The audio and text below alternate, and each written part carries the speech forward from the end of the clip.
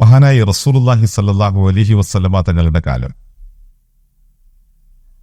പ്രവാചക തിരുമേനി സ്വല്ലല്ലാഹു അലൈഹി വസല്ലമ തങ്ങളോടൊപ്പം സുഖദുഃഖങ്ങളിലെല്ലാം സംബന്ധിച്ചിരുന്ന മദീന നിവാസിയായ അൻസാറുകളിൽപ്പെട്ട ഒരു സ്വഹാബി വര്യൻ മരണപ്പെട്ടു. ബറാ ഇബ്നു ആസിബ് റളിയല്ലാഹു തആല അൻഹുവിൽ നിന്ന് നിവേദനം ചെയ്യപ്പെടുന്ന ഒരു ഹദീസിൽ ആ സംഭവം ഇങ്ങനെ നമ്മൾക്ക് കാണാം. ഖറജതു മഅ റസൂലില്ലാഹി സ്വല്ലല്ലാഹു അലൈഹി വസല്ലം ഫി ജനാസതി റജുലിൻ മിനൽ അൻസ്വാർ.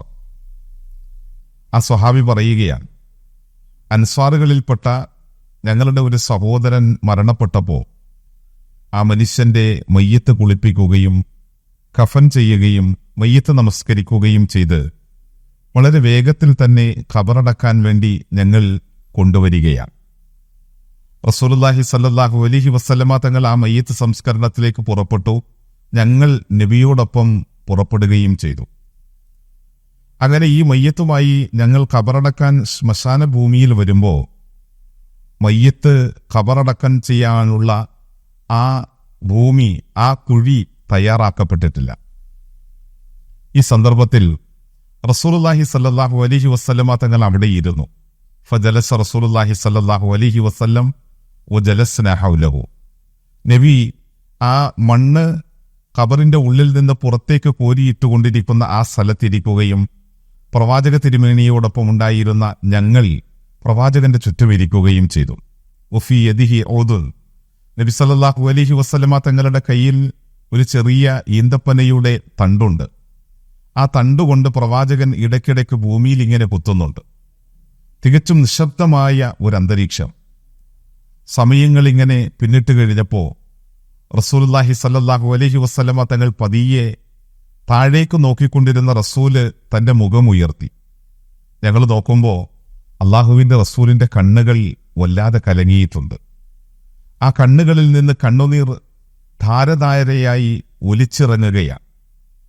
പ്രവാചകന്റെ ദാടിരോമങ്ങളിലൂടെ ഒലിച്ചിറങ്ങിയ ആ കണ്ണുനീർ തുള്ളികൾ ഖബറിന്റെ ഉള്ളിൽ നിന്ന് പുറത്തേക്ക് കോരിയിട്ട ആ മണ്ണുകളെപ്പോലും ചെളിമയമുള്ളതാക്കി.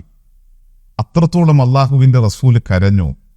എന്നിട്ട് തലകൾ ഉയർത്തി ഞങ്ങളുടെ നേരെ തിരിഞ്ഞുകൊണ്ട് പറയുകയുണ്ടായി, യാ ഇഖ്വാനി ലിമിസ്ലി ഹാദാ ഫഅഇദ്ദു ലിമിസ്ലി ഹാദൽ യൗം ഫഅഇദ്ദു.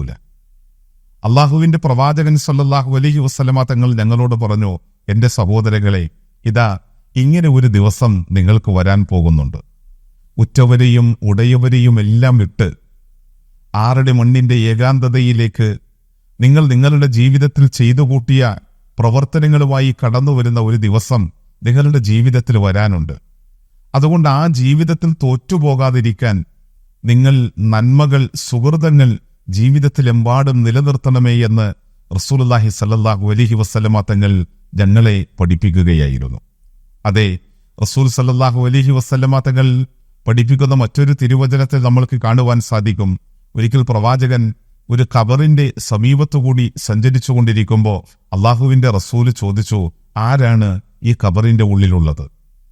അപ്പോൾ അദ്ദേഹത്തെ സംബന്ധിച്ച് ഇന്ന മനുഷ്യനാണ് എന്ന് പറയപ്പെട്ടപ്പോൾ നബി സല്ലല്ലാഹു അലൈഹി വസല്ലമ തങ്ങൾ പറഞ്ഞത് ഇങ്ങനെയാണ്, ഇതാ നിങ്ങൾക്ക് ഈ ദുനിയാവ് മുഴുവൻ കിട്ടുന്നതിനേക്കാൾ ഈ ഖബറിന്റെ ഉള്ളിൽ കിടക്കുന്ന മനുഷ്യന് ഏറ്റവും ശ്രേഷ്ഠമായി തോന്നുന്നത് വെറും 2 റക്അത്ത് ഐച്ഛികമായ നമസ്കാരം, അതിന്റെ പ്രതിഫലം അയാൾക്ക് കിട്ടിയിരുന്നു എങ്കിൽ എന്നാണ് എന്ന് റസൂലുള്ളാഹി സ്വല്ലല്ലാഹു അലൈഹി വസല്ലമ തങ്ങൾ നമ്മളെ പഠിപ്പിക്കുകയാണ്. തീർച്ചയായും നമ്മളുടെ പ്രവർത്തനങ്ങളുടെ സ്വാധീനം നിലച്ചു പോകുന്ന, നാം ചെയ്ത പ്രവർത്തനങ്ങളുടെ പേരിൽ നന്മയായാലും തിന്മയായാലും അനുഭവിക്കേണ്ടി വരുന്ന ഒരവസ്ഥയിലേക്ക് നാം മടക്കപ്പെടും. ഇന്ന് നമുക്ക് പ്രവർത്തിക്കാൻ സ്വാതന്ത്ര്യമുണ്ട്. തീർച്ചയായും അമലുകൾ ചെയ്യാനുള്ള എല്ലാ സാഹചര്യങ്ങളും അല്ലാഹു തആല നൽകുകയും ചെയ്തിട്ടുണ്ട്. ആത്മാർത്ഥതയോടെ, തികഞ്ഞ കണിശതയോടെ, ശ്രദ്ധയോടെ ഉണർന്ന് പ്രവർത്തിക്കുകയും നാം നന്മയിൽ മുന്നേറുകയും ചെയ്തില്ല എങ്കിൽ വലിയ നഷ്ടം ആ പാരത്രിക ജീവിതത്തിൽ നമ്മളെ തേടിയെത്തുമെന്ന് നാം തിരിച്ചറിയുക. അല്ലാഹു സുബ്ഹാനഹു വ തആല പാരത്രിക ജീവിതത്തിന്റെ നന്മകളിൽ അവിടെ വിജയം വരിക്കുന്നവരിൽ അല്ലാഹു നമ്മെ ഏവരെയും ഉൾപ്പെടുത്തി അനുഗ്രഹിക്കട്ടെ. അസ്സലാമു അലൈക്കും വറഹ്മത്തുള്ളാഹി വബറകാതുഹു.